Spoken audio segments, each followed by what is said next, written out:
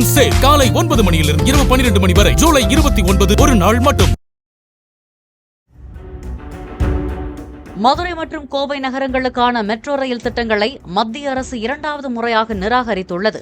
இந்த இரு நகரங்களிலும் மெட்ரோ ரயில்களை இயக்கினாலும் அது எந்த வகையிலும் பயணிகளின் நேரத்தை மிச்சப்படுத்தாது, மேலும் பயணிகளை அதிகளவில் ஈர்க்காது போன்ற காரணங்களை மத்திய அரசு கடந்த முறை கூறியது.